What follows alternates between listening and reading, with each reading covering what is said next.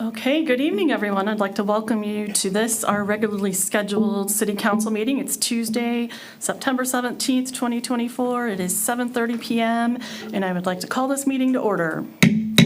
We're going to begin by standing for the Pledge of Allegiance, and we're going to remain standing as Pastor Ramsey Fakuri from Grace Apostolic Church, a brand new father, everyone, give him a hand, will give us our words of inspiration.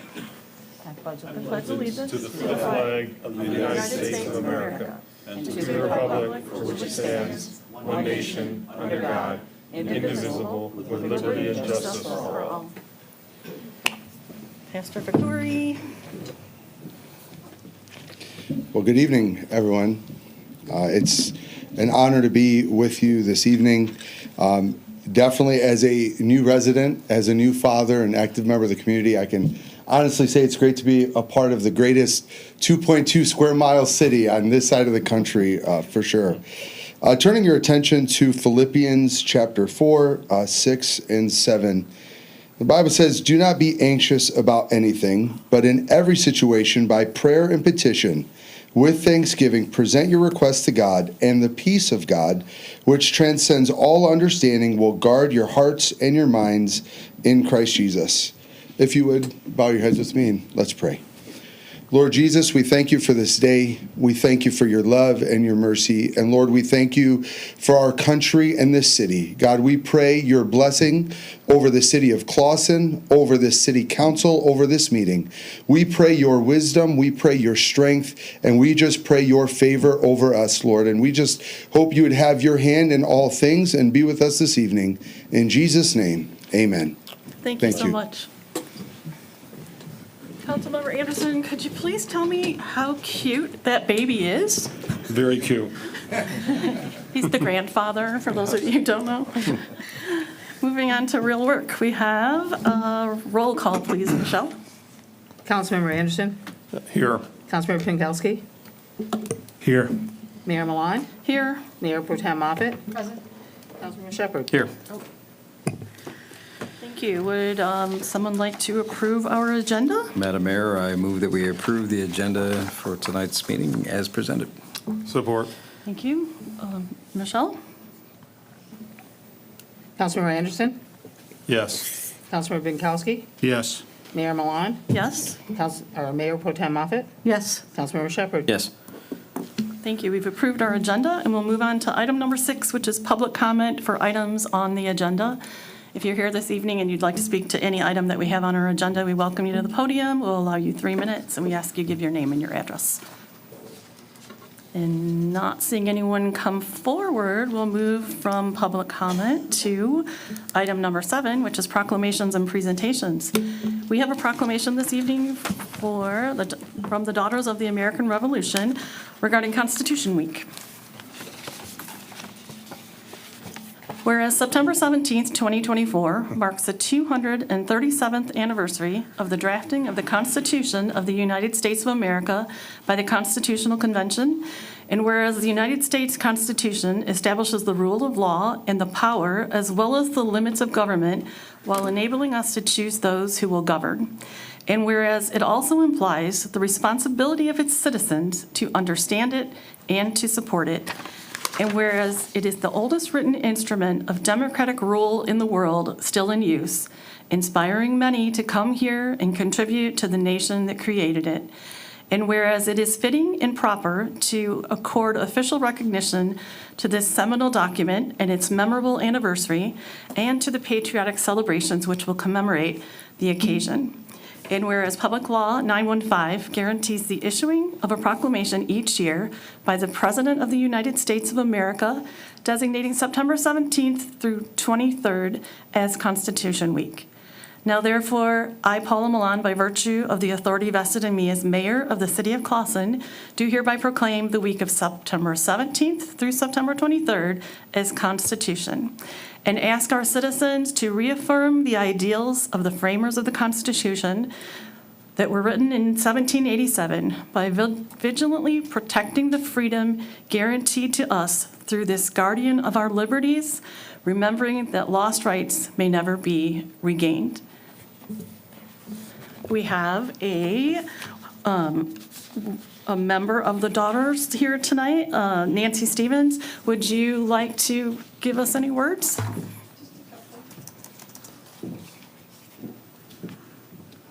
Thank you, Mayor Milan and City Council members. I'm Nancy Stevens, and I'm a board member for the Ezra Parker, can you hear me? Yep. Ezra Parker Daughters of the American Revolution.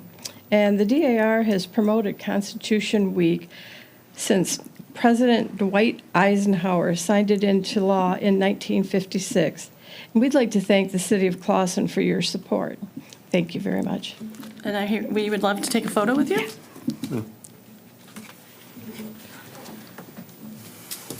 Come on. Wrong one down? Okay. This is her. Yeah. Just where should I go?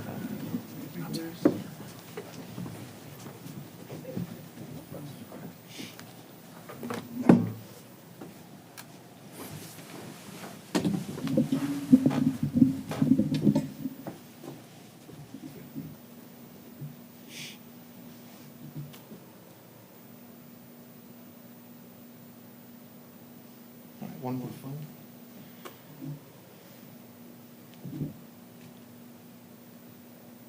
All right, thank you. Thank you very much. All right, your phone's right here. Thank you.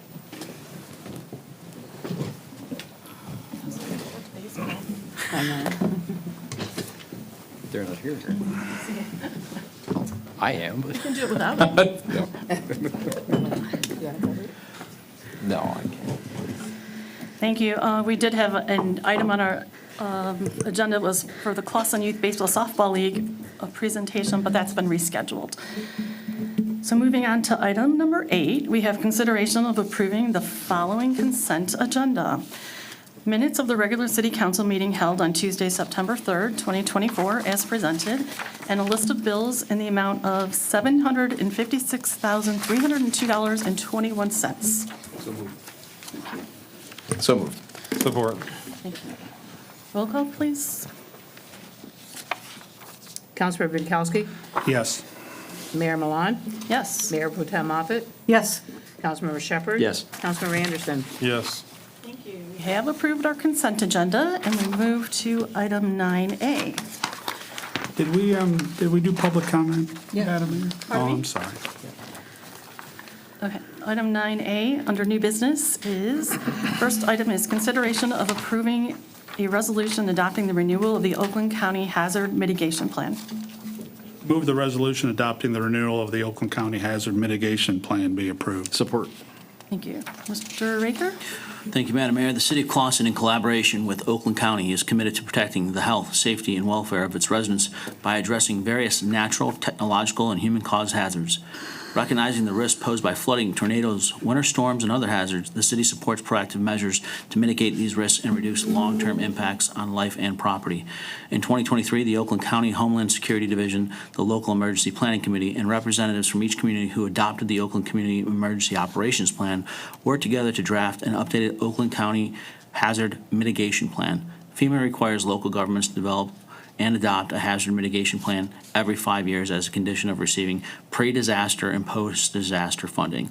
The City of Clawson hereby resolves to adopt the 2023 Oakland County Multi-Jurisdiction Hazardous Mitigation Plan in its entirety, to utilize a plan to guide both pre- and post-disaster mitigation efforts. 3, integrate the plan's strategies with other relevant planning programs. 4, support and participate in the Hazard Mitigation Steering Committee and ongoing planning efforts. And 5, promote and support the mitigation achievements of all participating partners. Okay, thank you.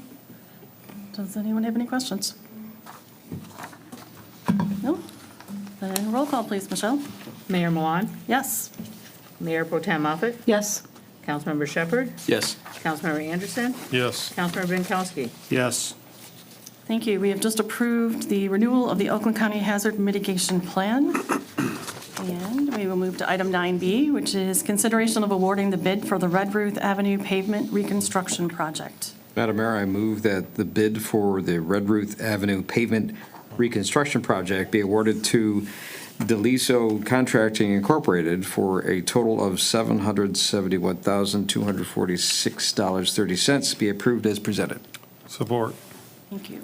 Mr. Raker. Thank you, Madam Mayor. The city has received the bids and the bid recommendation from AEW for the pavement reconstruction project for Red Ruth. This project consists of .15 miles of pavement removing and replacing, including storm drainage replacement and sidewalk ramp improvements. The lowest qualified bid was received from Delicio Contracting Incorporated for a total of $701,113. AEW has included a 10% construction contingency of $70,113.30. This was a project selected by former Congressman Andy Levin as a community funding project that we have received $424,000 in grant funding via the U.S. Department of Housing and Urban Development. The balance of the project, $347,246.13, estimated with contingency, will be funded from the Capital Fund 401. This project was included in the 2022-2023 capital improvement plan and also included in the 23-24 fiscal year budget. As we were unaware of the timeline, the project and potential construction costs, this was not included in the actual budget for 24-25. We anticipated that the expenditure would be forthcoming and will be fully covered in the budget via the first quarter budget amendments. Thank you. Yes, Councilmember? When's the project going to start construction, if approved? It will start in, I'll let the professional answer. You can get it right. Pending approval, and once the contracts are signed, they're ready to break ground. Is there any water main work that's being done at this time? No, Or just road and sewer. road and sewer? Or Is Catch Storm. basins. Yeah. it too late in the year for pouring concrete, or? No, that's why we got to get going right now. Okay. So you can pour concrete up until mid-December sometimes? Depends on the weather. The last couple of years, we could have poured potentially into January. Yes. But we don't want to push those limits. We don't want to get into cold weather, because then you have to cover the concrete, make sure it cures properly, and that all comes at an expense. Any other questions? Thank you, Mr. McDonald, for your professional expertise. You are welcome. Roll call, please, Michelle. Mayor Pro Tem Moffett, Yes. Councilmember Shepherd, Yes. Councilmember Anderson, Yes. Councilmember Binkowski, Yes. Mayor Milan. Yes. We have just approved the bid for the Red Ruth Avenue pavement reconstruction project. Moving on to item 9C, we have consideration of appointment of Robert Dionisio, I knew I wouldn't say his name. Dionisio. Dionisio, thank you, to the Downtown Development Authority to the expired term of October 31st, 2023 to expire October 31st, 2027. Madam Mayor, I move the appointment of Robert Dionisio to the Downtown Development Authority business to the expired term of October 31st, 2023 to expire October 31st, 2027 be approved. Support. Thank you. Do we have any questions or concerns? Yes, sir? So, Is- sorry, I thought you were just. No, it's all right, no. Is this replacing someone currently on the board? It is not. To We have one vacancy, there's vacant. two business vacancies. There's 2 business vacancies. I'm wondering, and I don't think I'm way off topic, but the current chairperson, Mary Liz Curtin, her term is expired. Are we going to renominate her anytime soon, or? Potentially. Well, Mayor, that is one of the perks of being the mayor, is to nominate people to boards and commissions. We also have a rule that unless you've been reappointed, you continue to serve. well, She it's, is I mean, it's, serving at I this no, point. no, I know. It's just been a couple years, and And I'm just wondering what's going on. Do you not like her, or? Wow. I think if I did or, I don't think I will answer that with you. I think my personal opinion on any individual is not something I would prefer to discuss here, but I wouldn't let my personal preference over a person reflect my judgment on whether or not they would have a good capacity to serve either. But if you'd like to discuss this with me in private, I'd be more than happy to. But other than that, we have one other candidate on the table right now, and Ms. Curtin's nomination is not here, hence I do not feel the need to discuss it.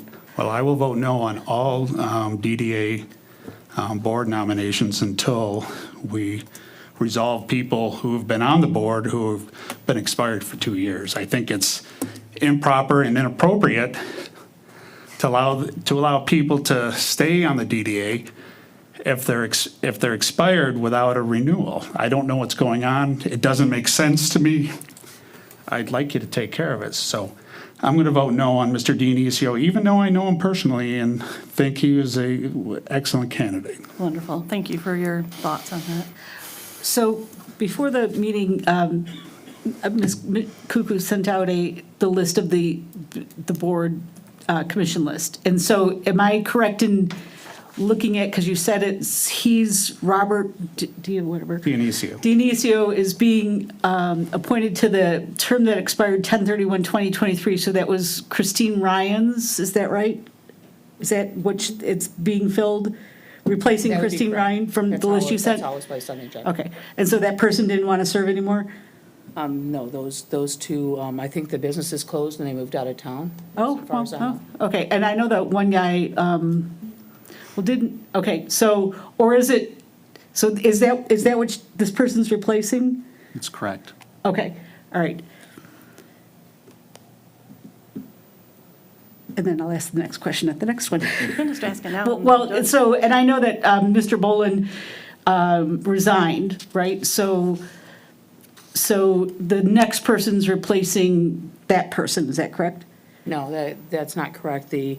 Bolin was in a position of a residence position, True. appointment. So the other appointment was Sam Gill from the Yarn Shop, was the term that was to expire in '26. Oh, he resigned as well? Months ago, well, business several closed. months ago. Oh, okay, so, all right, so that's why you have those two highlighted. Yes. Gotcha, okay, gotcha. All right, and so then we still are gonna have to find a resident to replace David Bolin at some point. Okay, understood. Okay. Any more questions? Roll call, please. Councilmember Shepherd? Yes. Councilmember Anderson? Yes. Councilmember Binkowski? No. Mayor Milan? Yes. Mayor Pro Tem Moffett? Yes, Thank you. Mr. Dionisio, we welcome you to the DDA. If those of you who recall, Mr. Dionisio is the owner of the new restaurant that's coming in. It's going to be a Filipino restaurant, and he has been active in the community since his restaurant's not up yet, but he was at the movie Street? Cinema in the Street, and he brought a volleyball net and these really phenomenal overinflated balls that were so fun to play with for people of all ages. How do I know that? I don't know, but that, and he participated in the Lions Auto Show and other events recently, and is extremely engaged, considering he hasn't even had the ability to open up his doors yet. So we look forward to all that he has to bring to our community. Moving on, we will move to item number 9D. oh, never mind. I thought we didn't do roll call, but we did. Oh, I'm so sorry. We did it, Yeah, right? we did, We did we it, did. yeah, okay. You guys are trying to throw me off. You guys just want me to make mistakes. Item 9D is consideration of an appointment of Robert White to the Downtown Development Authority. Also a business position to the unexpired term to expire October 31st, 2026. Madam Mayor, I move the appointment of Robert White to the Downtown Development Authority business to the unexpired term to expire October 31st, 2026 be approved. Support. Awesome. Any comments regarding Mr. White's appointment?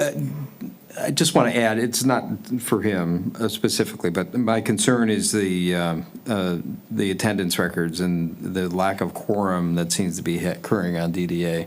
That at least a message be sent that, again, we were appointing people to this board, that the expectation is that they serve the best of the community, and that they attend, and if they can't, that they should probably look at themselves as saying they need to step aside if they're not attending.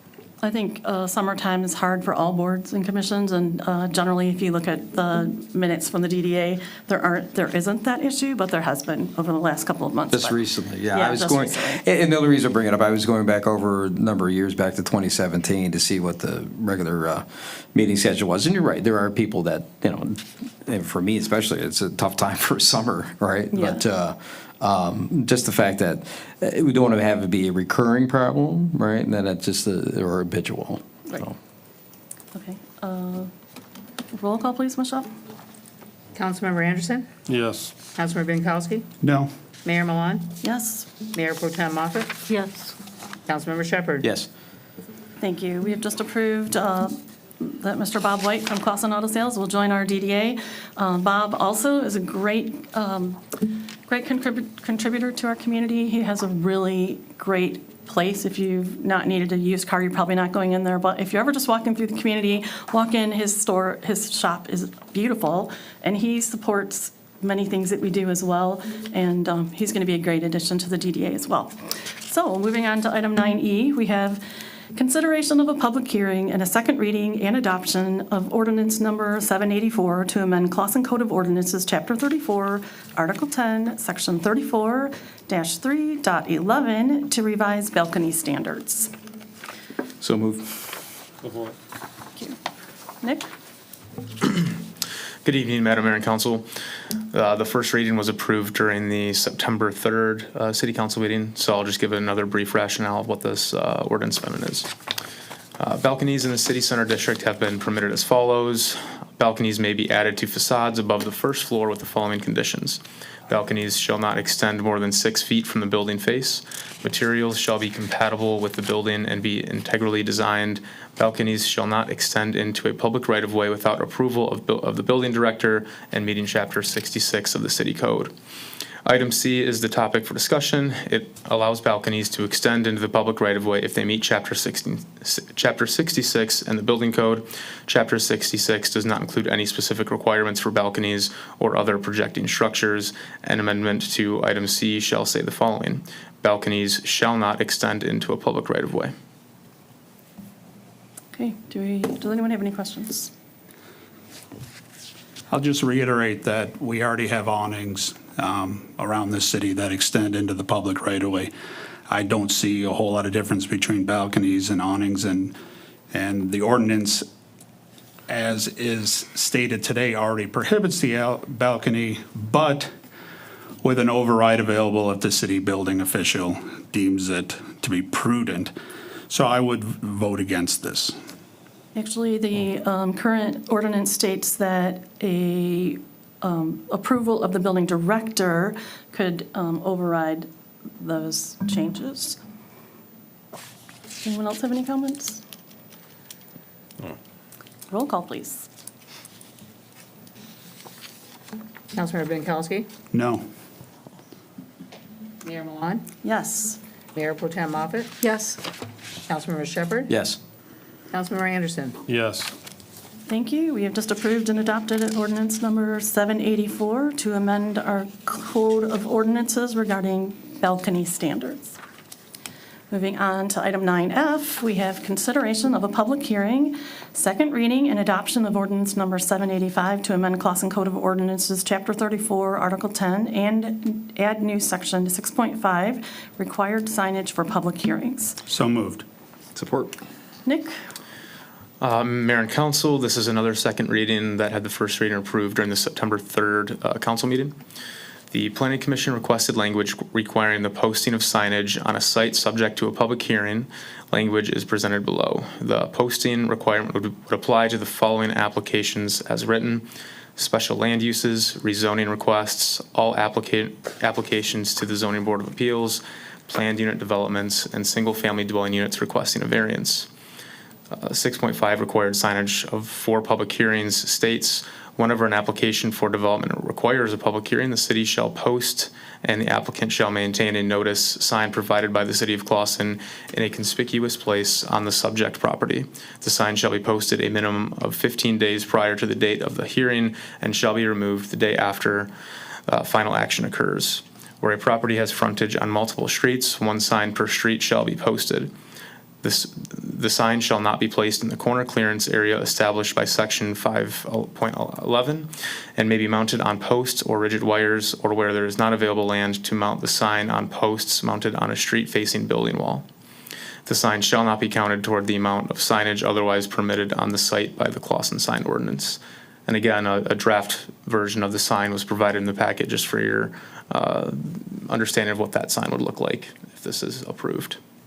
Okay, I erred in not opening public hearing. Would anyone like to speak on this topic? I'll open a public hearing and close a public hearing. We've done what we're supposed to. Do we have any comments by council? Questions? Okay, Michelle, roll call, please. Mayor Milan? Yes. Mayor Pro Tem Moffett? Yes. Councilmember Shepherd? Yes. Councilmember Anderson? Yes. Councilmember Binkowski? Yes. Thank you. We've just adopted ordinance number 785, Chapter 34, Article 10, regarding required signage for public hearings. Moving on to item 9G, we have consideration of a first reading of an ordinance to amend the Clawson Code of Ordinances, Article 2, Division 1, Sections 2.31-238. So moved. Support. Thank you. Mr. Raker. Thank you, Madam Mayor. As stated in the city attorney's letter, the Ordinance Review Committee held several productive meetings focusing on the updating of antiquated and misaligned portions of our Code of Ordinances in light of the changes brought forth by our new charter. Ordinance Sections 2-31 to 2-38 were recommended to move out of committee for council's consideration. The majority of changes are focused on gender neutrality and minor time changes. The most significant change was the addition of a paragraph within Section 2-35, which was removed at the September 3rd, 2024 council meeting. This was a substantive change, hence is the reason for the first reading. Thank you. So does anyone have any questions? It's Councilmember Binkowski. I'll be voting against this ordinance because it does not provide any mechanism for council members to request things to be added to the agenda. It, in effect, makes it more difficult and keeps the public in the dark about proposed ordinances and other items that council members might want to bring up. So that is why I'll be voting against it. And I concur with what Councilmember Binkowski said. I think it was a ill-considered move to remove the paragraph that's referenced here. I think that it eliminates transparency to the public, and I'll be voting no as well. I'll be voting yes because the current system allows total transparency. If a council member wishes to add an item to next meeting's agenda, they may do here in public, get it seconded, we vote. If we get 3 votes, then it will appear, or we will have directed Mr. Raker and his staff to add to next meeting's agenda. I don't see the need to spontaneously do it over the next 10 days. Anyone else? And I agree with that too. I think the implication that we were removing something that, a power that council perhaps had previous is not true. This basically keeps the system the same as it's been forever, probably. So, roll call, please. Mayor Pro Tem Moffett? Nope. Councilmember Shepherd? Yes. Councilmember Anderson? Yes. Councilmember Binkowski? No. Mayor Milan? Yes. Thank you. We've just approved the first reading of an ordinance to amend Article 2, Division 1, Sections 2.31 to 38. Moving on to item number 9H through I. We have a public hearing and consideration of a resolution to establish a commercial rehabilitation district for the property located at 502 South Main Street.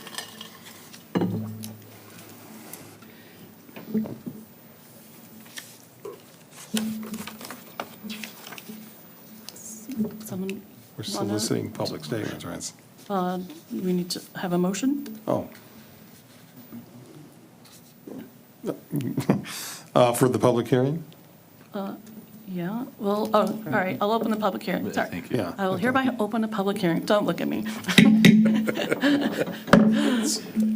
I was going to do it after. Would anyone from the public like to speak regarding 502 South Main Street? Nick, would you like to speak regarding 502 South Main Street? I would be happy to. So for this agenda item, H through K, they're all related. The summary and rationale for the request was provided in a memo. So I'm going to run through that real quick for your awareness and for the public's. Earlier this year, the city was approached by Mr. Darren Rogow, who had an interest in redeveloping the existing building at 502 South Main Street. The property has been vacant since 2012. Historically, this site was operated as an automotive repair garage. When the business was operating, there were 2 underground storage tanks on the property that were ultimately removed in 2017 and the other in 2020. After the removal of the storage tanks, this property was then listed on Eagle's inventory of facilities as a potential contaminated site. Mr. Rogow contracted services with PM Environmental to complete a Phase 1 environmental site assessment and a baseline environmental assessment to meet Eagle's requirements in order for the property to be safely redeveloped. In April of this year, Eagle reviewed the documents and has indicated that there are no unacceptable risks present at the site. On April 29, 2024, the Planning Commission approved a site plan for the proposed redevelopment of the site. The site plan included improvements to the exterior of the property and a complete renovation of the interior of the building. The proposed building will have 2 tenant spaces and a patio in front of the building. Mr. Rogow will be able to provide additional information on the business operations. 502 South Main Street encompasses 2 parcels, 16-25-04-276-029 and 16-25-04-276-030. A table of the combined taxable value over the last 10 years and the combined taxes paid of summer and winter is below. As the table shows, the value of the property has significantly decreased over the last 10 years, which is believed to be due to the condition of the property. Also provided in the packet is a tax history dating back to 2003 for both parcels. The table below was provided to consolidate the tax history for the last 10 years. Since the property has been vacant since 2012, the city has recorded 17 different code enforcement violations. These violations consist of blight, long grass and property maintenance issues, building conditions, unsafe building, as well as vehicles unlawfully parked on the site. The police department has also had 5 calls for service related to building security, suspicious circumstances, and property damage reports. The Commercial Rehabilitation Act, PA 210 of 2005, as amended, affords a tax incentive for the rehabilitation of commercial property for the primary purpose and use of a commercial business or multifamily residential facility. The property must be located within an established commercial rehabilitation district, CRD. Exemptions are approved for a term of up to 10 years as determined by the local unit of government. The property taxes are based upon the previous years prior to a rehabilitation taxable value. The taxable value is frozen for the duration of the certificate. The process of the Commercial Rehabilitation Act has 2 steps. The first is establishing the district, which is referenced under agenda items 9H and I. The second part of the process is regarding the issuance of the certificate under agenda items J and K. Under PA 210 of 2005, a CRD certificate abates the amount of property taxes paid on new construction, rehabilitation, and/or major improvements to eligible commercial sites. The abatement does not eliminate the property taxable as a whole. Taxes are paid based on the value of the property before the improvements. The tax abatement reduces some property taxes for up to 10 years. This works by freezing the state equalized value of the property, SEV. The SEV determines what property taxes will be each year. After new construction, rehabilitation, and/or major improvements, the SEV increases. Under the CRD, this increase would not go into the tax bill until the abatement expires. A hypothetical example of how this works: the property tax is currently $2,000 per year for a site. A property undergoes new construction, rehabilitation, or major improvements. Without the CRD, the new tax would be $4,000 per year, an additional $2,000. With the CRD, the additional $2,000 may be abated during the duration of the certificate to help promote and expedite the development of a project. In accordance with PA 210 of 2005, agenda items H and I, the City of Clawson has the authority to establish a CRD within the City of Clawson at the request of a property owner. 502 South Main Associates LLC has submitted a written request with the city clerk and Community and Economic Development Department requesting to establish a district for 502 South Main Street. The establishment of the Commercial Rehabilitation District enables a qualified property owner to apply for a commercial rehabilitation certificate, which is shared previously, freezes the taxable value of the property. The school operating tax and state education tax are still levied on the new investment. Land and personal property cannot be abated under the act and are fully taxed. Per PA 210 of 2005, the city shall inform the county of the intent to establish a district. We communicated with the staff at Oakland County and have received written support from Oakland County Executive David Coulter, which has been included in the packet under agenda items 9H and I, attachment 5. Once a commercial rehabilitation district is established, the property owner shall apply for a certificate. A certificate may be issued for a period of up to 10 years. If approved, the certificate will be issued for the period effective for how long that certificate's for. The property owner has submitted their application for the district and the certificate. The benefits the city will see consist of the revitalization of an obsolete property, increased property value in the area of the development, and the long-term benefit of a revitalized property that will contribute to the local tax base. With City Council's approval, the city currently has an opportunity to continue our path forward of encouraging high-quality development in our community while expanding our economic footprint.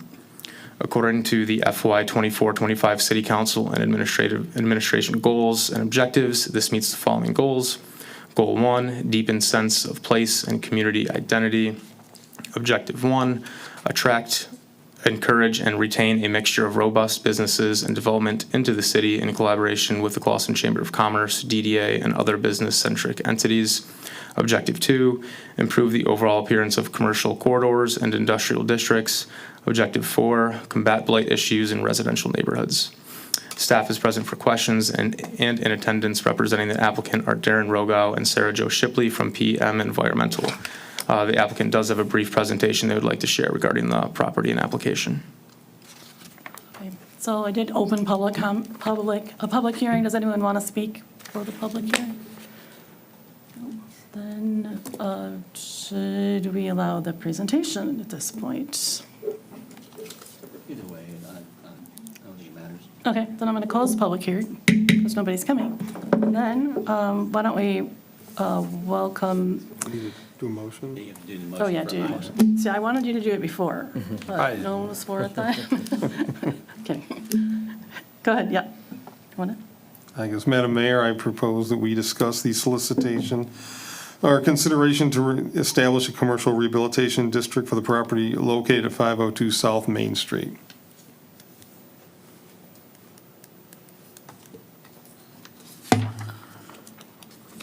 I will support for conversation.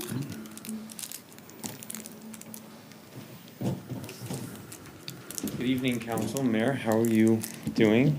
Good, thank you. Appreciate the opportunity to come and talk about myself and what we're doing with the property at 502 South Main. Just before we get into the nitty-gritty as it relates to the technical nature of the PA 210 in the building, I want to tell you a little bit about me. I have had a career in property management for 15 years. Left that career, put everything on the line to purchase this property.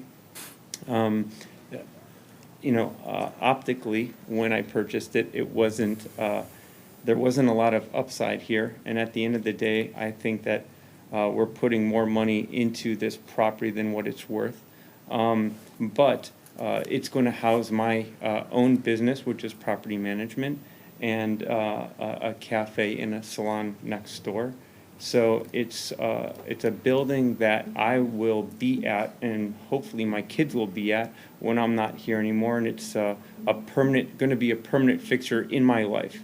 I live locally. It's a great ride right to the building. It's short in the morning, and I can run home and handle the kids' needs if necessary. So for me, this is a lifelong commitment to the city and investment here. It took a lot, the contamination, working with Eagle, it was a lot. PM helped with that. You'll hear the structure was collapsing. I'm sure you've looked at the pictures inside.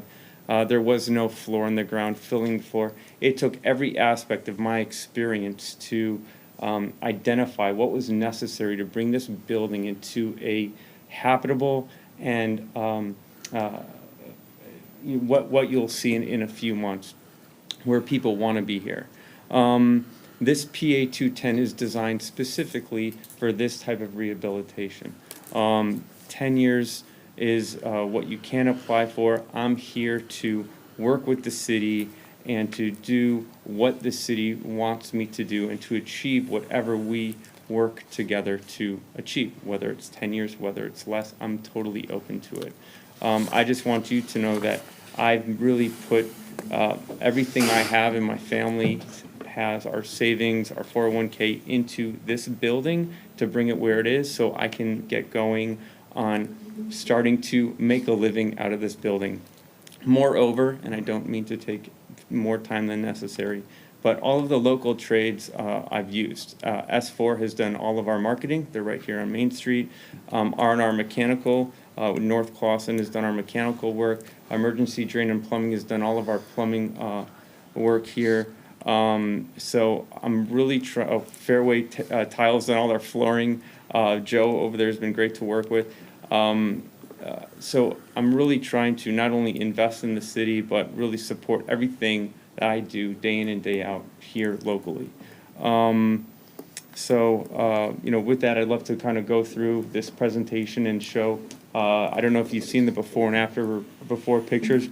Welcome you to come by, stop in, walk through it. It's great now. It's not a hazard. It's safe. At one point, I could tell you that you shouldn't go inside because it wasn't safe. But after a structural engineer has gone through it and identified what we had to do, we put new roof, new trusses. The list is endless. I'm happy to grab a coffee with any of you and tell you the depth of what we did. But because I feel this building was for me is because it's everything that I've done and been educated on in my career to identify what needed to be done here. It was a lot. It still is a lot. It weighs heavy. So in that, it's a reuse project from the old CNC bump shop. It's a turnkey, first class, I'd call it, Class A type of use now. It's got an indoor and outdoor patio. It's perfectly situated, and the floor plan is such that it would be great for a bakery, salon type cafe use, where you walk up, you can grab something to eat or a coffee, and you can go enjoy out on the patio. That's the type of vibe the building has. Nick, if you want to keep it going. So it's been vacant since 2002. The building was one building in 1936, 1938. And with this, I brought it to a modern day standard. All utilities have been updated: electrical, sewer, gas, and a new water main. There was a lead water main, so I worked with the city Public Works and brought in a new copper water main to the building. It wasn't cheap. We had to do it. It's the right thing to do. So again, with the use of the PA 210 from a monetary perspective, it's not going to make this whole, but it's going to help ease the burden and create a collective nature between the city and us to help rehab this building together. So that was literally what it looked like. The picture on the left is a 6-foot down old boiler room. There was caution tape. It was a safety hazard. The picture on the right was the old floor. If the camera was above there, the roof was collapsing in. So that's why we had to get a structural engineer to draw plans up to confirm what was safe and to do and how to best address it. So if you want to keep going. Yeah, so there's the new sewer. There was not a sewer. It had collapsed when they removed the old tanks in the ground. So while we were identifying what the contamination looked like, we installed a new sewer that might be a 100-year sewer, so something that's state-of-the-art and new. We're removing the old sewer there, or the old furnace in the middle. So, Nick, if you want to keep it going. Do you want me to go into more depth of what the contamination was like and or anything, any details, or do you have any questions of me that you'd ask of what I do or my intent for the future here? My question is, what did you see in this property that was so dilapidated that made you want to invest in it? It's a really good question. Knowing my history and what I've worked on, once I toured it, I was like, this is too much. But I was at the point in my life where I needed to get away from what I was doing day in and day out. I was like losing my hair. It was too much. So I wanted to go work for myself and do run a property management company a little differently. We have a little different focus. Our focus is not on the day-to-day and what we can earn, but servicing our clients. But right now, that's all on hold until we can finish this project up. So when I saw that, okay, it's a contamination, well, we can work with PM, okay, on that one. Well, the roof's collapsing, well, I know a structural engineer, great. Oh my God, I need a mason because this wall's collapsing. I've got 3 masons that I work with day in and day out that can address all of this. Oh, the roofer, my roofer came out to, address the new roof. And then the blueprint, I knew an architect that I work with day in and day out that he helped me put together the plans to identify what the best type of floor plan would be, where the bathrooms would go. And then Brent at emergency drain and sewer. I'm like, okay, the sewer's not working. So once we snake the old sewer, I'm like, it's just not connected. So I realized that, oh my God, I can really get through this if I want to, and this could be my office. So I saw the finish line from the get-go. I knew it was going to take a lot of work. It took a lot more than I thought, but I had the tools I needed to get to the finish line, and at that finish line, it allowed me to then do my life's work and bring that life's work here to this building. I'm going to interrupt. Yeah. So I asked Darren the same thing when I went in this building. I was like, wow, that's quite the undertaking you have to go through. And he's failing to mention that he wanted to be in Clawson. So, thank you. My wife and I, when we got married, our first house was in Charlotte, so which is north, like 1 block south of Clawson. But we'd walk into town all the time, and I'd walk. I'm like, what is this building? What is going on here? And so, and now, 180 Circle, I know there were, tens and tens of 20s of 30 people looked at this building before, and then finally, when I actually looked at the dollars and cents and the physical nature of it, it allowed me to say, okay, I think I can take this one on. And I saw the vision at the end of the day. So, again, drive by, check it out. I'm doing the landscaping myself. I'm giving it my all here. There's no holding back. So, any other questions? Yes, Mr. Rogal, how much Yes. did you purchase property for? $270 plus closing costs. Okay. And how much was your cleanup costs? Remediation was just the remediation alone was about $45,000. Okay. So you had to purchase the property for $270, then you had to clean it up for another $45. Yep. At that point, you basically had a building dead start, ready to start working on. Cold storage. Right. Now, I drove by there, it looks like you've already done a lot of work to the building. Yep. But you're not complete yet. How much do you have into the building so far? Just 300 in addition to those numbers. Okay. So 300,000, and how much more do you anticipate before you're complete? 30. Oh, you're 90% done? I wouldn't say 90, but you have to always stay about 2 weeks ahead of the work. My point is But- you've already put in 300. Yeah. And you're saying only another 30, so that's what Yeah. I'm saying. I'd say right now I'm 80 to 85% done. Okay, so well, let's call it, so another 30,000 additional. Yep. All right. So 273 and 600, you're about $650,000 I'd say- into it by the time you're done. A little more than that, yeah. Okay. So in addition, I just want to make, I did a lot of our right-of-way work out front, new curbing, very important. I worked with my civil engineer. I worked with Mike Smith at AEW. I worked with the Department of Public Works. The back alley that needed to be paved and needed to be, it wasn't just 2 inches of a cap of asphalt. It was 9 inches of gravel and then an additional 6 inches. It was done. It was not cheap. So, that was an additional, on top of my budget, was probably an additional $20,000 to $25,000. Okay. So, So cleaning up not just the building, but also the surrounding. sure, understood. So when do you expect to be complete? I'd like to, that's a good question. For my property management, I would love to be complete in the next 45 days. And for the salon, I'd say, 60 days. Okay. So I guess, I know that Nick did a study on the tax savings and that, but basically in round numbers, your property would be worth about $600,000 assessed value, I'm assuming, roughly? Which means your SEV will be about $300,000, and at Clausen's 65 mil tax rate, you'll be paying about $20,000 a year in taxes. That's total taxes. Yeah, we underwrote it slightly less than that, knock on wood, but I think Sure. that's a high conservative expectation. Understood. To humor me, we'll call it $20,000 in taxes. Okay. Once you're taxed at the full rate. Now, I think Mr. Pollock's not here, but basically, when you're paying your taxes, about 40% go to the city, 40% go to the school district, and about 20% goes to the county and the state and all that. So 40%, you'll be paying about $8,000 a year in taxes to the city alone. Yeah, of that. 20, roughly 20 total. Yep. Okay. I mean, a lot of people ask the question, what's the benefit to the city? Well, that's it. Right now, your taxes are, I'm sorry, what are they? In 2024, they paid just under $4,000 in taxes for both parcels. Okay, and that's total taxes, so we'll go from 4,000 to about roughly 20,000.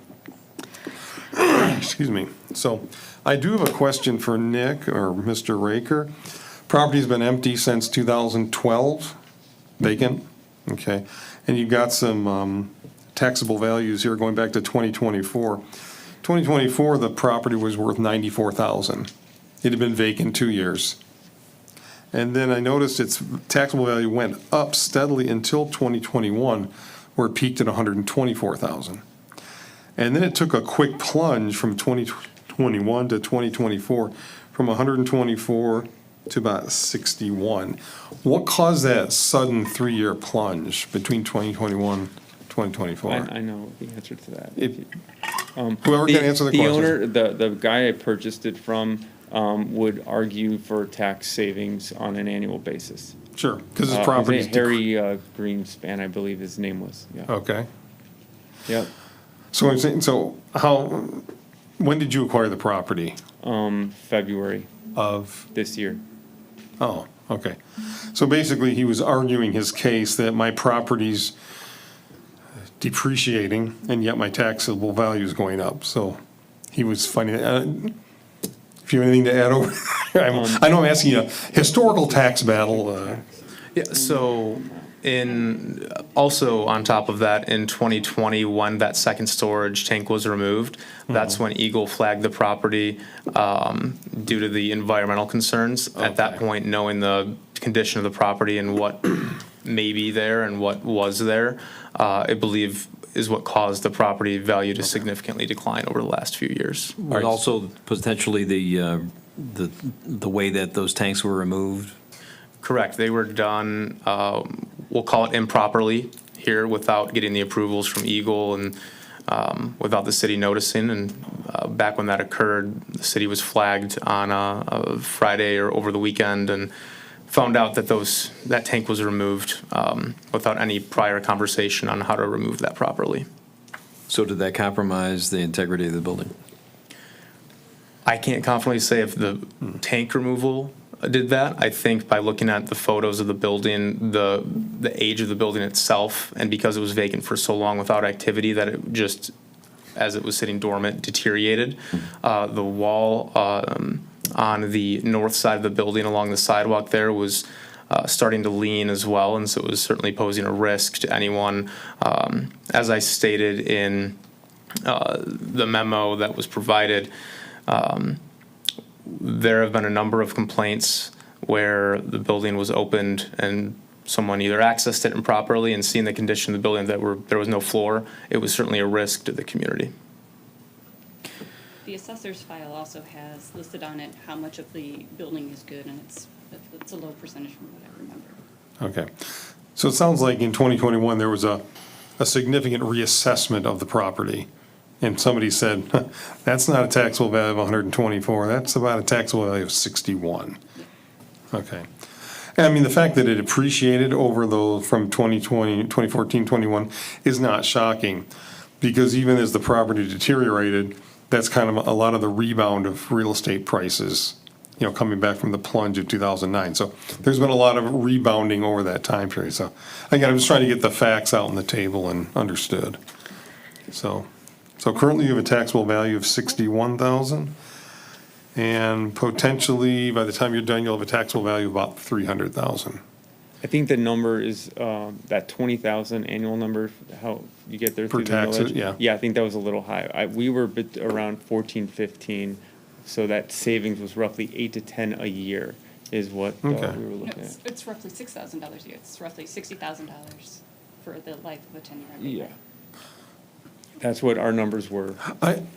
Your study was very extensive over the years. I'm just kind of cutting to the quick and Sure. chase round numbers. But basically, people do like to know what's in it for the community. Sure. And it's a piece of property that currently is assessed at 61 will be assessed at 300, roughly 300,000 Sure. taxable value.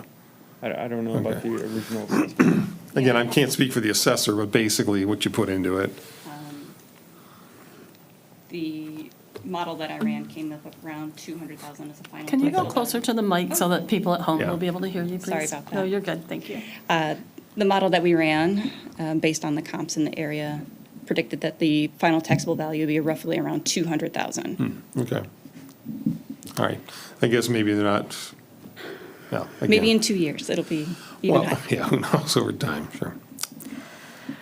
So you're estimating that the benefit would be $60,000 in taxes that would not have to be paid? Yes. Okay. So my stance, nothing against you, you seem like a great guy, but, and you want to do something for the community, you want to realize your own dream. Unfortunately, I don't support the residents having to pay for that. We're asking for a bond where their cost for that particular bond item could go down to zero. We're asking them to replace that and then times it times 2, replace it times 3. So I support you getting your dreams 100%, you know, more power to you. It's great that you're tapping into the businesses in the area, but we represent the residents and we need to consider them. And I can't justify asking them to, you know, $60,000 in taxpayers' money when we're asking them, hey, if you want your roads fixed, you got to pony up 3 times what you've paid before. And so I can't support that at this time. Sorry, Madam Pro Tem, what's the 3 times factor? Because the bond was going to go away, we're replacing it, and then we're doing it 2 more times. You're talking the road millage? Yes, Yeah, okay. that's correct. All right. Yep. Yes, I agree. The millage is, yes, the millage is winding down to nothing, and we're asking them to go up again. And then again, and then again, because it's times 3 we put in place. That's what you guys voted for. Yep, I voted no, but Times you guys voted. 3, the millage, or 3? The millage is 3 times, so that you could go, just replace it, you could do it times 2 or times 3. You guys voted times 3. I'm not sure really that's 3. correct. Yeah, I think we're getting off Okay, topic. I know what But the you're point is, But the point, let's be honest about, like, let's not skew the reality of that, even though that's not about this topic, sorry, but 1 second, because it's really important that the numbers are correct. It's really- And it is not 3 times. okay, I'll take the math away. The fact is, it's significantly more than what they were paying before, a multiple of what they were paying before. And I can't in good conscience ask the residents to take their money to get the roads, their dream, to get the roads fixed for, you know, for your dream. No offense, but happy for you to do it, but I'm not going to ask the residents to do that. Mr. Aker, did you have comments? No, I just wanted to provide clarification that it's the addition of 2 mills for your debt service, for clarification. And what was it before? It was down to 4.9. It's down, I think, 4.9 right now, so it'd go back up to 6.9. Right, so it was 2, and it's going up to... Mills. And it's going back up to 6, you said? 6.9. So 6.9 divided by 2 is 3 and some change, right? Right? That's the math, right? You just That's said how you it works. weren't going to do Right. math here. Yeah, so I thought 2 mils was pretty clear. I understand. We got a lot of math going on here. I kind of apologize. This is all about the request to get additional tax money for infrastructure. I think Pro Tem is making a point that we're already asking for more, a tax increase, whether considered modest or severe, it is a tax increase. And thus, you don't feel comfortable giving these people a 10-year tax freeze. Right, when we're, and if a citizen bought a house and did a bunch of improvements and their tax value went up, they're gonna have to, new home buyers, the gentleman that did the prayer at the beginning, he just bought a house, and I remember your wife talking about how shocked he was, how it's gonna be reassessed and how much more he's gonna have to pay. So the residents have to bear that for the property they buy as well. Would you be open to a lesser term for a payback or a situation such as that? I guess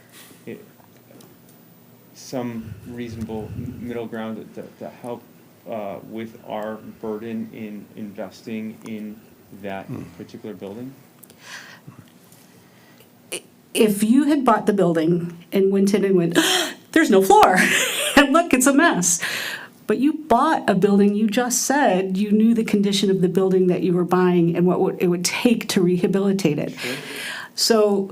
So you made that choice to realize your dream, and that's great. And it sounds like it's going to significantly improve your life, and that's great. But I don't think the residents need to pay for that, and essentially they are. Sure. I would also respectfully comment that the values in the area after this type of investment would also be, it's for a benefit of the collective community when a blighted building comes back to life. But they'll still get the benefit if we don't give you the tax abatement, right? So Darren did take a risk by starting construction beforehand. The application was put in April, and things got delayed. And he just kept pushing forward because he thought, surely, We'll have to get to work. yeah. So You're kind of touching on what I was going to ask is the timeline here. Sure. And I guess what usually happens in these districts is people assess the condition, come to us and say, listen, we can't do it but for Yes. the tax abatement. You submitted this in April, and then you resubmitted in August. Did you withdraw it, or did we just not get it, or? No, we submitted, and I think the timing wasn't appropriate to come in April. I was working with Nicholas to get that going. And in the meantime, I didn't have an income, so the quicker I finished the building, I could get in here and try to jumpstart new business. That is the reason why I needed, time was of the essence for us to get it done quicker. Okay, I think I see. I think something got delayed at the county level. Yeah, additionally, we were in communication with the county, and there was some delay getting that letter of support from them. They were backed up, and so it took them a little bit longer than usual to turn around that letter of support for the district. The one thing I just want to add, and I understand where the Mayor Pro Tem is coming from, where the burden on the residents. I also think it's important to look at the history of the taxable value on the site and to see what it can be. And I think seeing that drop from 2021 to 2022, from 8,300 down to under 4,000 is, a loss of revenue there. And the property's value is going to, likely continue to decline over time if action was not taken on that site. And so the way I personally look at this is this abatement is an incentive or an investment by the city into a property that was clearly an eyesore and blighted issue that we've had for a number of years, and that after the certificate has expired, we'll be able to reap that benefit while also having a more impactful commercial property in our town. So I also remember the owner of that property leveling 7 complaints, founded or not, about the city blocking his ability to sell that property. So I get that we weren't getting a lot of taxable value out of it, but there's a whole backstory of why it wasn't sold before. I happen to personally know the former owner, and I know that he had a lot of issues with getting it sold because of some roadblocks presented by his narrative by the city. And I unfortunately. So I wasn't going to bring that up. I wasn't going to talk about it, but in my mind, that somewhat negates that, we weren't getting a lot of tax value of it. Agreed, but that's part of a systemic problem bigger than this gentleman's issue. Right, I understand that, and I've been in this position since last January, and that's when I've started communicating with interested parties on that site. I've probably spoke to at least 10 different people before I spoke to Darren, and everyone was really excited, saw the conditions, saw the environmental concerns, and then I'd follow up with them and wouldn't get a response because of. I'm not that criticizing you. I'm just saying the statement that the city wasn't collecting on it for a long time was a manifestation of a lot of other problems, from what I understand. Right, That's all. and now we're trying to act on it to rectify Agreed. that. And so Agreed. just Yep. This type of property is not the type of property that would be commonly sold to you can't get a mortgage on it because it has a contamination issue. So and then on top of it, you have to raise funds or get funds to finish the construction. So it's very fluid, and it's a very limited buyer pool that could do this. And so that's likely why there was a long period of time since Nick has been in his role that there was no activity here. Speaking with the selling broker, she's shown it. She told me 20 to 30 times within months, periods of time, and there was no activity because once you saw the layers and you peeled back what was wrong here, everyone would just, oh, this is great, it's such a good location, but you get to the depth and the detail, and they don't know how to maneuver it. But that's what I did for my job. So that's why it was, I thought, a good location and a good place to be. And regarding timing, yes, I remember we reached out to the county, and there were delays there. That's why, and I made the decision. Well, I gotta get this going. I can't just sit here. I need to get this to the finish line. Time was of the essence on the project. So I hope that answers some of the questions you have, and if you have anything else, I'm happy to answer them. So just as far as the building itself, there are no potential still risks involved with that building? Zero. Okay. Eagle has said it's clean. Yeah. It's structurally sound. You got everything is sound with the building that they can open within 6 weeks if they needed to? Every box has been checked, rough approvals, from a contamination, life safety issue, everything is checked. Okay. All right. I guess my concern is that you open up and then, surprise, there's something else and we've got to shut things down. Sure. Right. No. Councilman Shepherd, I do have the Eagle report stating that the site is cleared. Okay. I believe this is kind of an unorthodox case, because usually when people are looking for that tax freeze, you've got a dilapidated property and they say, hey, we can come fix this up if you'll invest. You basically already sunk 85% of your money up front, almost on an act of faith that this would pay off. We anticipated that the city would want us to come in to rehabilitate the property and do what's right and help us and help invest into that to get it to the finish line. That was an expectation we had. We thought it was reasonable. We still do. There was a certain amount of comfort and assurance, and then Darren also knew that there was a risk and moved forward. Sure. So you sunk this money in, and yet you haven't made a single dime yet. Zero. Yeah, so. My father used to say, son, do not confuse your residents with your investments. I know we in the council, we represent the residents, but we also represent the businesses.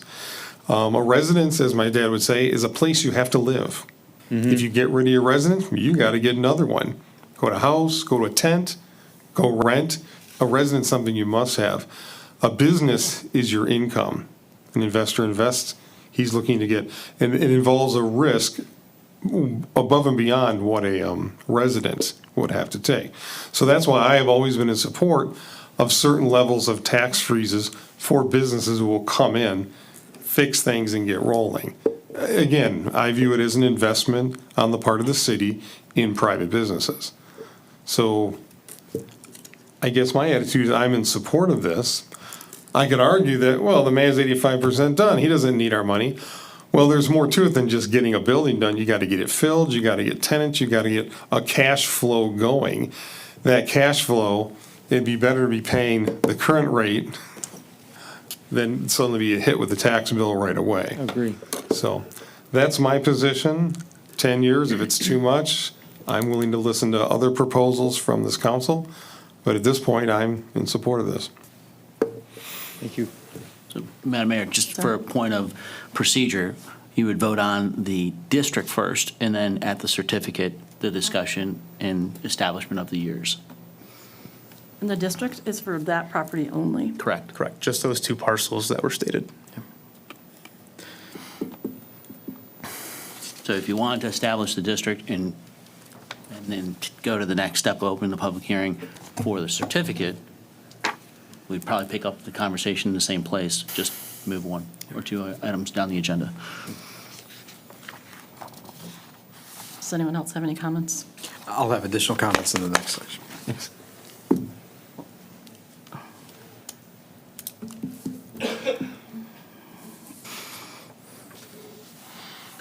So there's no need to open a district if there's really no interest in moving forward, is what my thought is, right? I mean, everyone gets to vote their own conscience on this.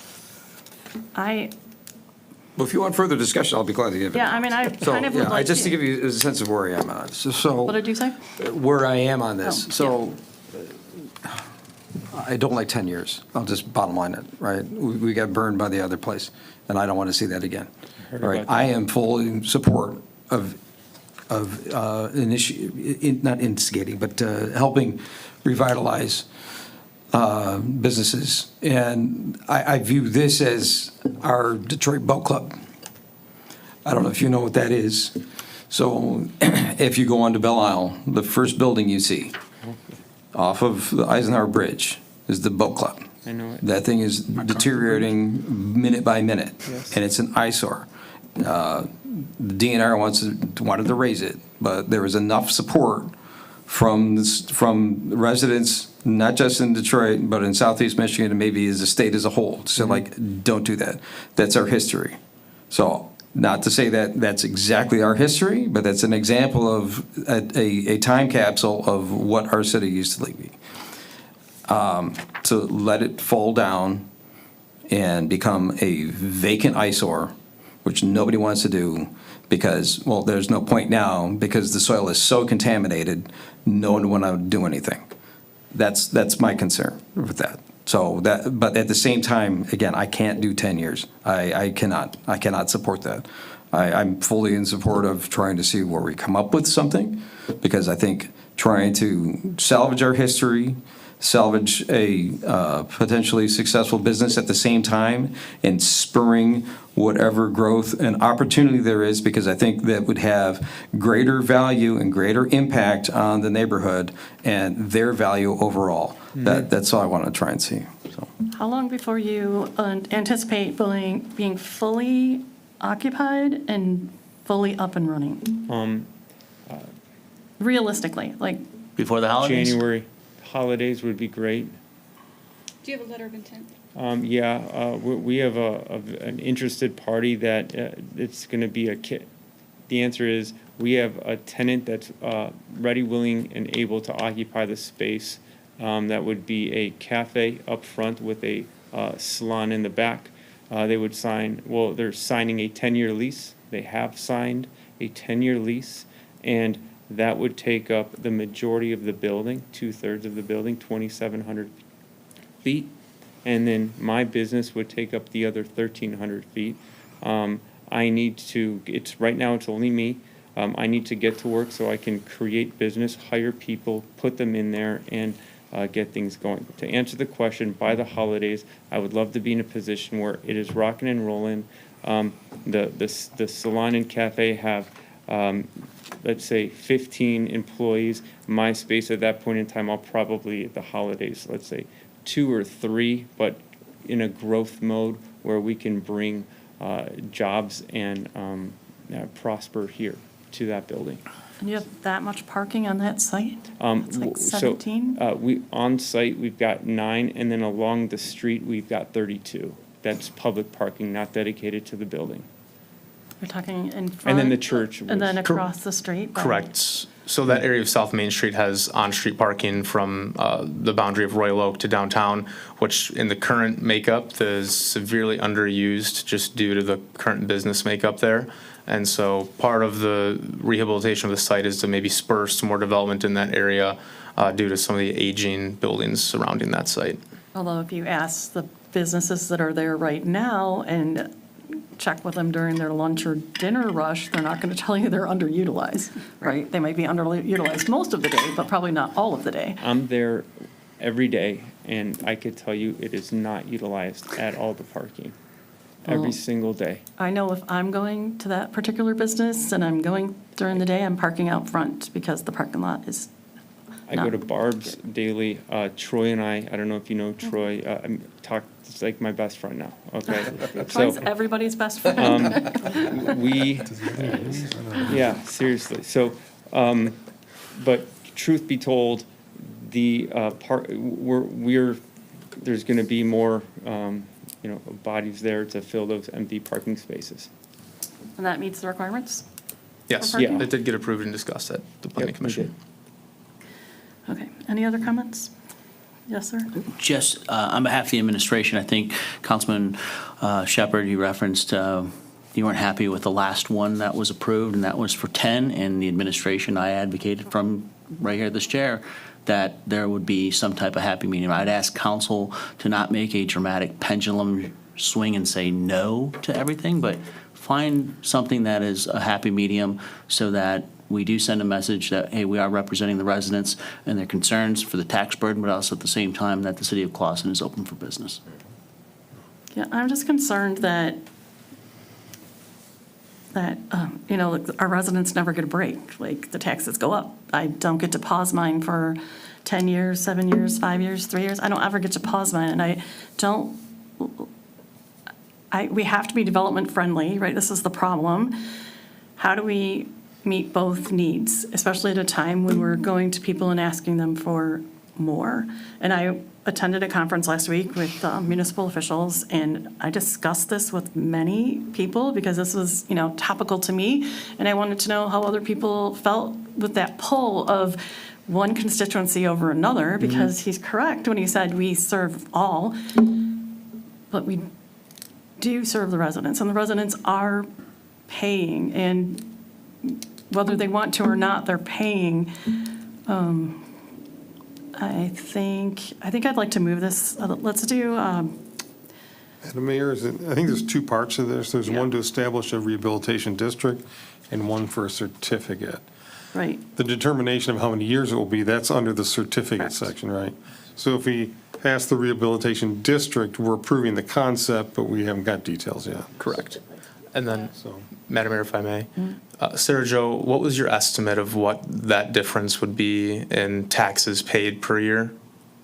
So with the abatement and without the abatement, what is that difference roughly? $6,000 per year, I It was believe? between $6,000 and $8,000 per year, roughly. And keep in mind that school taxes are not touched. That's one thing that's set aside. Those, I believe, do go up. so what would you be paying for the property this year when you pay your taxes? What would that amount be? So, yeah, $4,000, right? $4,000. And then, so $4,000, and then for 2 years, it would roughly stay that amount because the value wouldn't go higher right away, correct? So you'd basically be about the same valuation for, let's say, the next 2 years? May, so it'll go up, 75% probably. Exactly. Okay. You're not helping yourself. Just kidding. Well, I'm so you're paying kidding. 4,000 now. Yeah. Once you hit the full value, be 14,000? Yeah. I think the point is that they'll be paying more than what was paid on the property in the Yes. past. Yeah, I'm just trying, Even with the abatement. The city won't lose any money with the abatement. because it's frozen. What people are concerned about is when you freeze somebody's taxes, you're losing a potential. But the potential isn't reality until somebody does something with the business. So my point is, you guys have already sunk a bunch of money in there. And so one can say, well, you've already rehabilitated. The trouble is, you got to run a viable business. The only thing that looks worse than a dilapidated building is a brand-new building with for lease signs in the window all the time. You're right. That also sends a negative signal. So the key is, we're really not helping you get your building done. You're going to find a way to do that.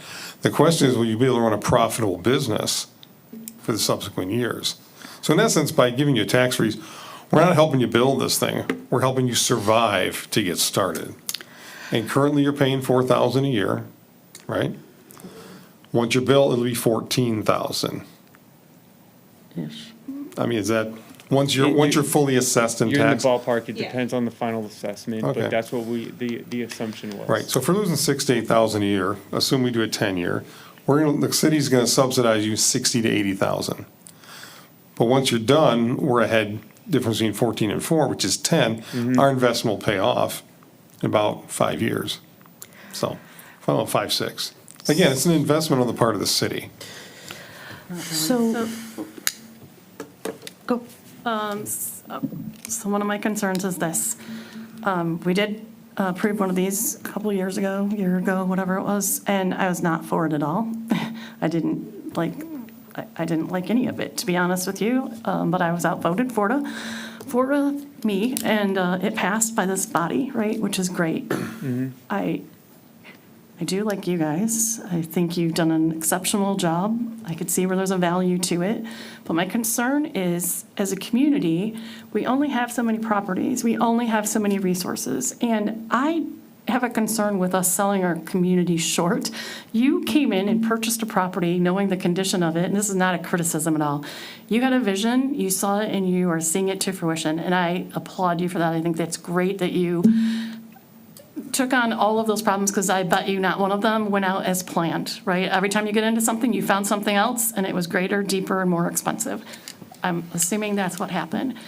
We appreciate that. We appreciate it looks amazing now. I mean, just watching it come to life has been great from what it was. And I liked the old building. I thought it was a super cool, cutesy old building. You kept the look of it. But I'm saying all that to just say, as a community, we have to protect the resources we have. We have to protect how we encourage development. We want development, but we can't give away our store while we're doing it.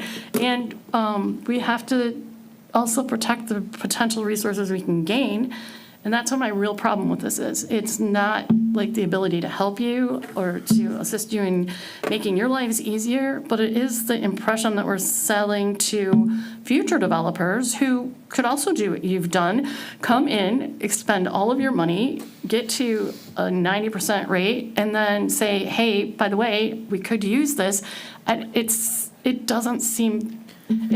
kind of yucky to me, and sorry, that's not a great word, but I don't know how to say it the right way. It just seems like you're rewarding someone for something that maybe they don't need the reward for anymore, even though I know you could benefit from it. Well, I think Councilman Anderson had a great point.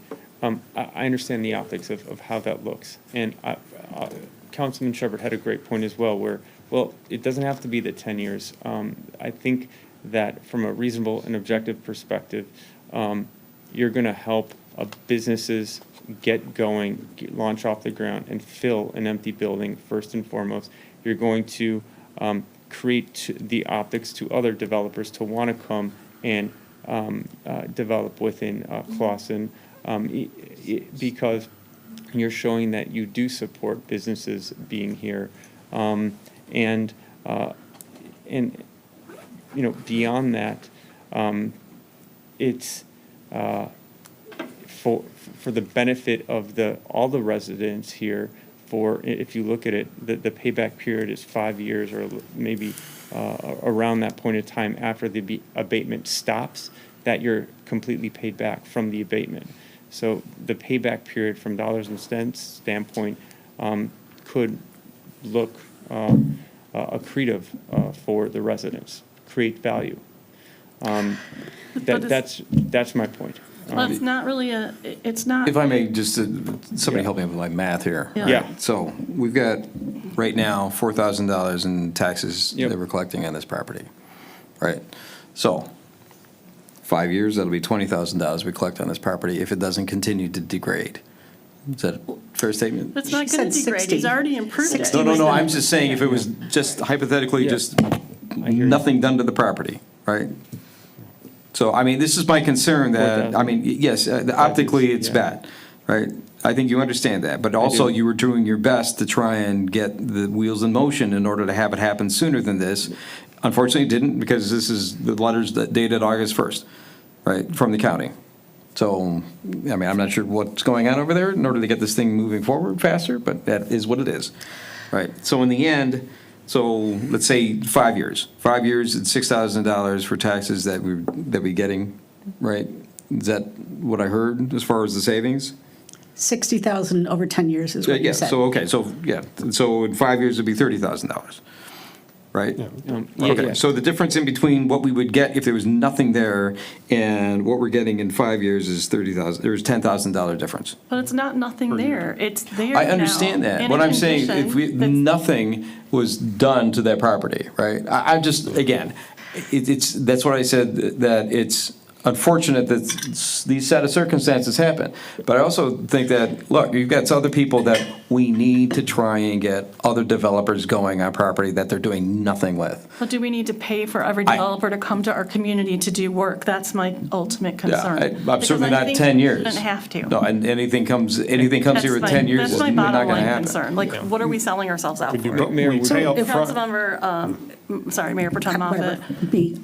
Whatever, me, have you ever had a abandoned, dilapidated house on your block?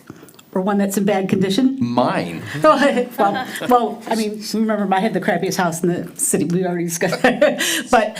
But so back in 2010, when everyone was losing their houses, we had a house that got foreclosed next to me and sat empty for a while, and then someone bought it for rock bottom prices. He put a bunch of money and a bunch of his own time in it, and guess what? Property value went up. He increased the value of the neighborhood, helped everybody, and he paid every dime for it. And that's what our residents' experience is. And so, yeah, he got the house of his dreams because it's got 2 full bathrooms now instead of the 1.5, and it's really nice. But he had to pay for that dream. And that's what we tell our residents they have to do. That's my point. That's true from a fixed cost point of view. That person had to sink money into their investment, Lots and of they money. got taxed right away. But that was a pretty calculable investment. He said, I got to spend this much, and I know my property's going to get assessed. He could actually predict with probably quite precision what that investment's going to be.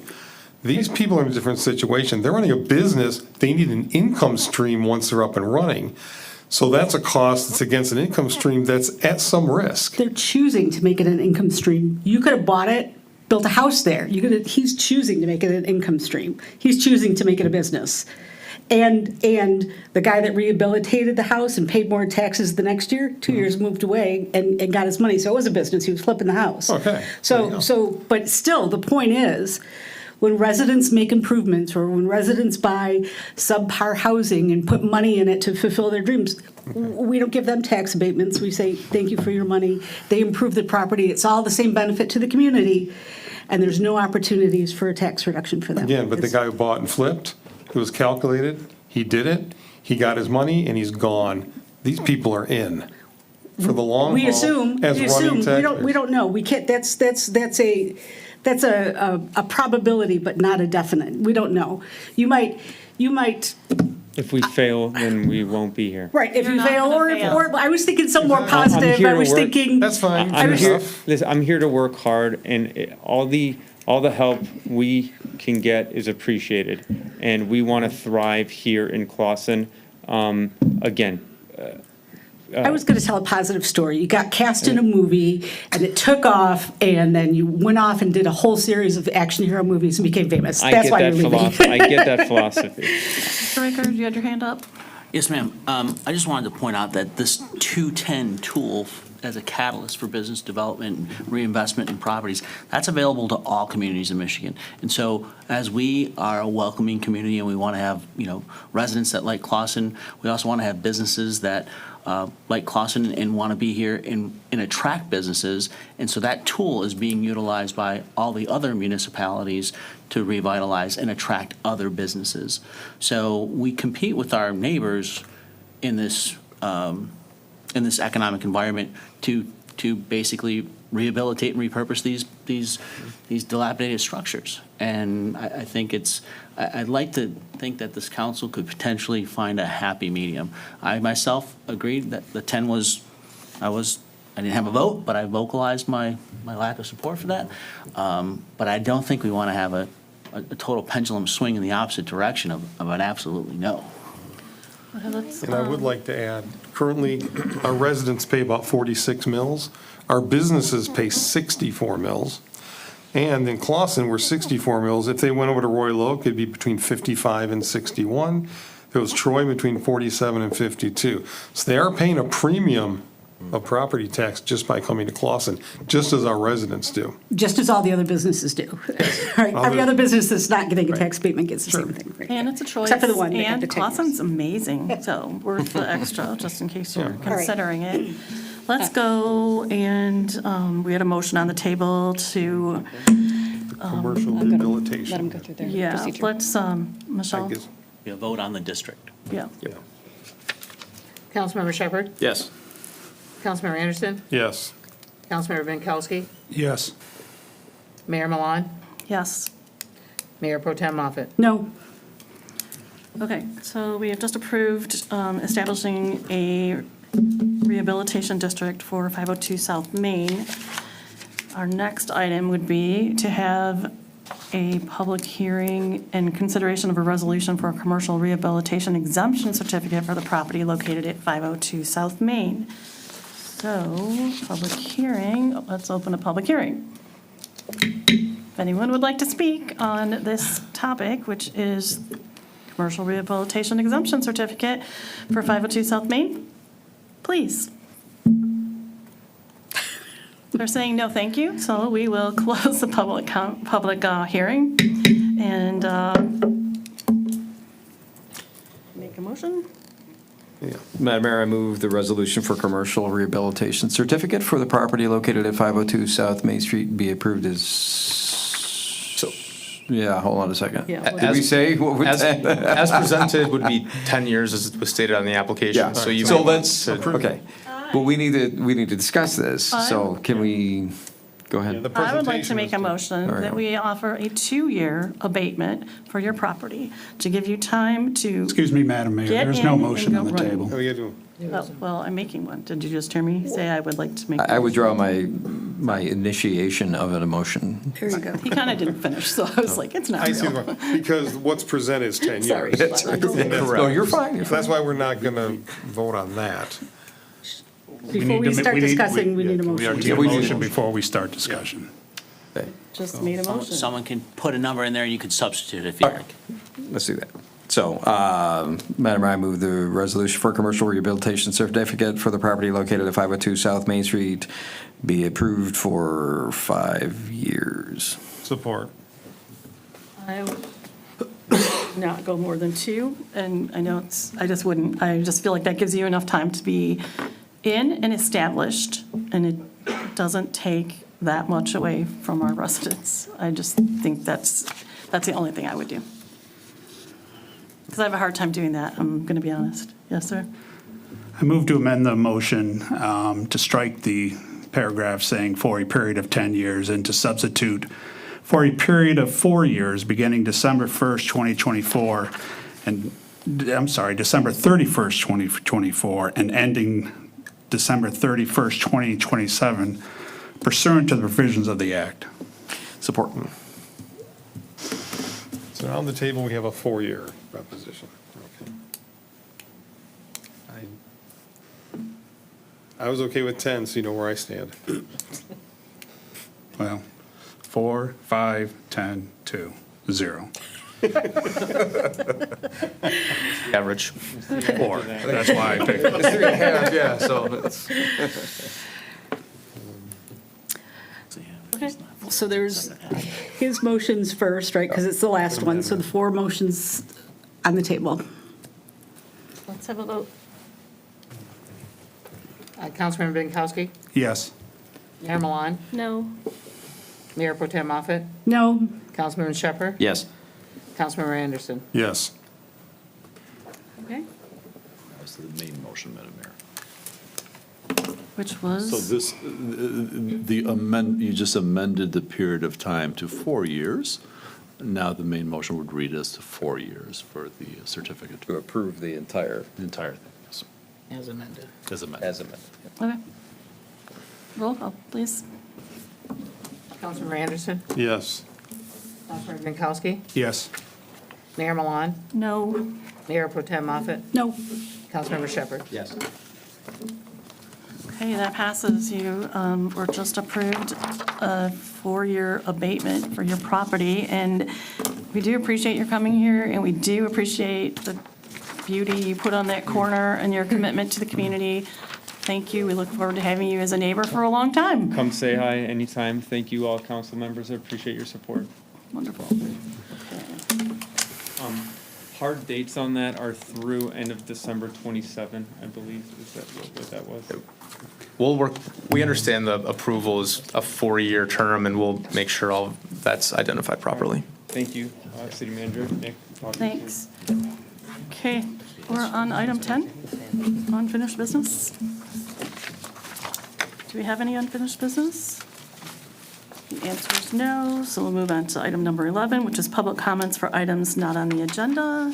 Would anyone like to speak to public comment items not on the agenda? Actually, they're not awake in the audience, so I'm going to say no. And then we'll move on to the city clerk's report. Thank you. My report tonight is just to let the residents know that the absentee ballots are in the office, will be available, we'll start processing on September 26th, which is just a few days away. We'll start getting those ballots in the mail. We expect to have them out by October 3rd is our goal. Just a reminder about the precinct, the temporary change to the precinct on Kenwood School. Precinct 1 will be relocated to the Clausen Elementary School cafeteria right behind City Hall here at 101 Phillips Avenue. And Precinct 5 is still temporarily relocated at Grace Apostolic Church.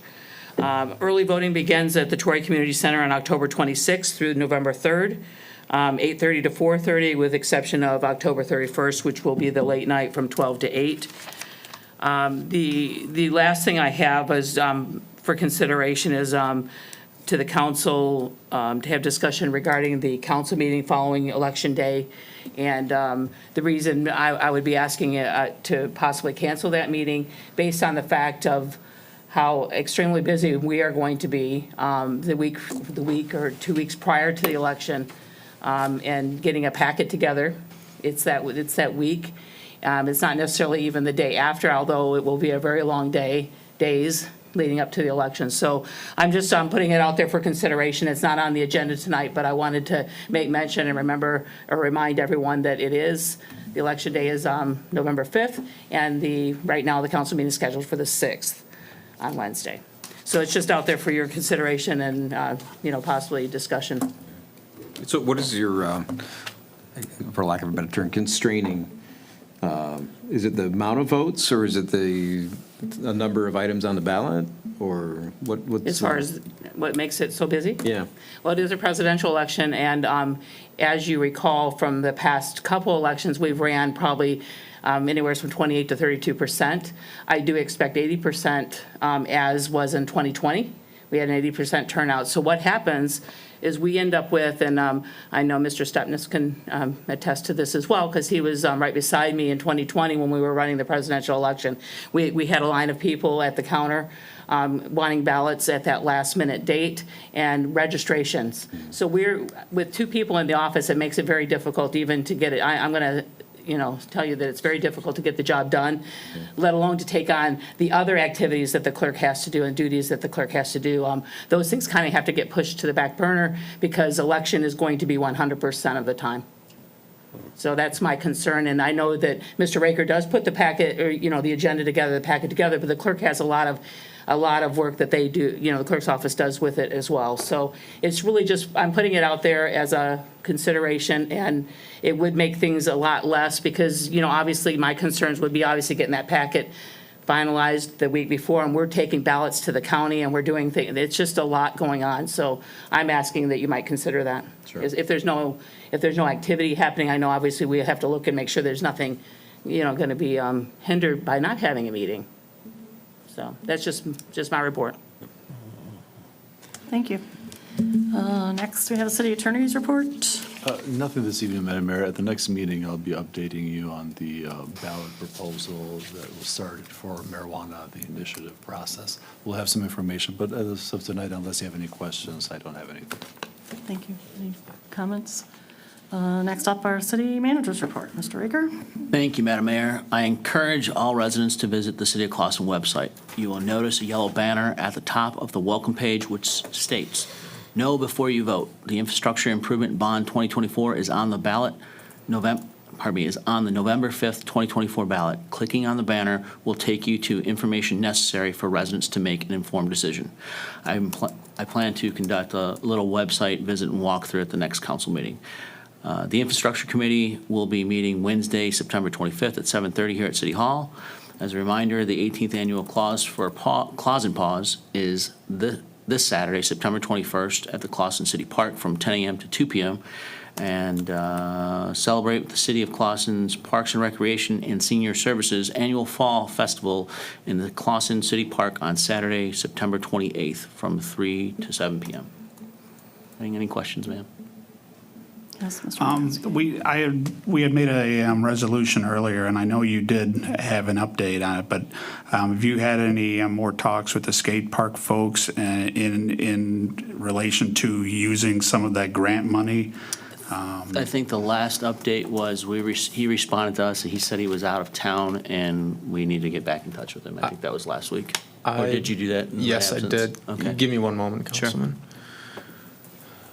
So on September 9th, I followed up with the skate park committee requesting a meeting, and we've not heard back from them. So the ball is, or the skateboard is in their, I'm not a skateboarder, I was trying to make an analogy there, but you get the point. So we're waiting on a response from them to get a meeting scheduled. The helmet's on their head. That works. The cast is on your leg. That's good. Yes, sir. Second question, I know that there was a grant approved and for a hawk signal to be installed on 14 Mile. And I thought that was happening this summer, but That's with the RCOC right now? Correct. So RCOC's been reviewing the permit from AEW, and the reason that it's taken so long is RCOC felt the project should have been a complete redesign instead of a repair. And so the grant holdup is due to RCOC of finally approving that. Once RCOC approves it, we'll be able to move forward and expend that grant funding on getting that hawk signal installed. do you know when they plan to come to a decision? I do not know a date. Our engineer AEW, Mike Smith, is constantly following up with them and is met with similar delays we've been dealing with. Okay. But just to answer your question, it is on our radar, and we've been following up with them. Good. Okay, let's go to city council comments. Councilmember Shepherd? Just remarking about the intersection over at Washington and Phillips. I really appreciate that four-way stop is there now. That's doing that intersection. And the traffic pattern going into the school campus is, if that wasn't there, it'd be mayhem. So I really appreciate that, and just obviously for the construction that's going on that section of North Washington. Obviously, there's going to be some other traffic patterns that are affected by that, and so just be cautious as we get going into the school year. That's all I have. Thank you. Councilmember Binkowski? I'm going to be holding kind of an office hours thing on Sunday, September 29th over at Cave Coffee at 11 a.m., kind of a meet the council person. If you're interested in attending, I'd love to buy you a cup of coffee. Well, regular coffee. If you want fancy coffee, you'll have to buy it yourself. So, and I'll put that up on my Facebook page for those, 12 people who actually pay attention to my Facebook page. So, One more than me. You got to go to the premium coffee to get people to follow you. Right. Mayor Pro Tem I have nothing. and Councilmember Anderson. Madam Mayor, I agree with Councilmember Shepherd. Yes, it's good to get that stop sign there at Phillips. It's especially with all the additional school activity. Also, I'd like to take this opportunity to remind the residents of Clawson that back in 2008, the Michigan State Senate passed a resolution, and in doing this resolution, they made an observance that also observed what was already an international observance, which is September 19th being International Talk Like a Pirate Day. Arg. So in case you feel the urge to talk like a pirate this Thursday, I want to say the state of Michigan and the international community support you.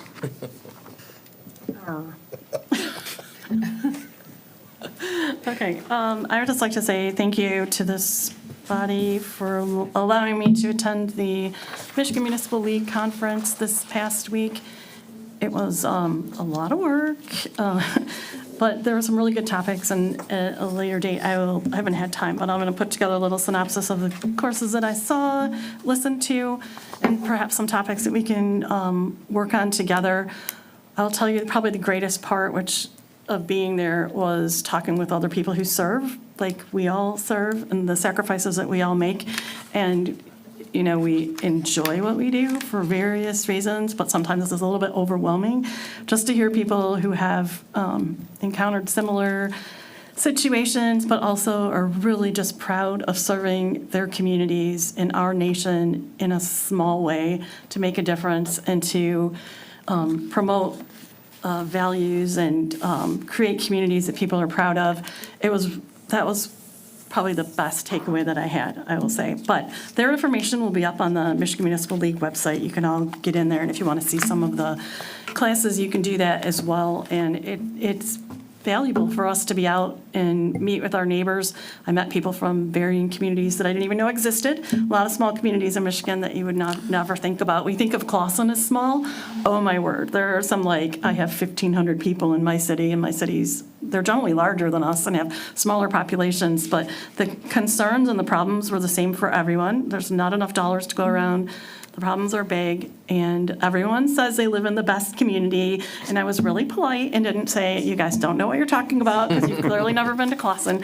But I will say that Clawson rules, that's all. So that's it. I move we adjourn. Support. Roll call, please. Mayor Milan, Yes. Mayor Pro Tem Moffett, Yes. Councilmember Shepherd. Yes. Councilmember Anderson, Yes. Councilmember Binkowski. yes. Meeting adjourned. Good night, everyone. You guys reminded me of the guys from the Muffins, except you were sitting in the back. I thought you were going to say Trailer Park Boys.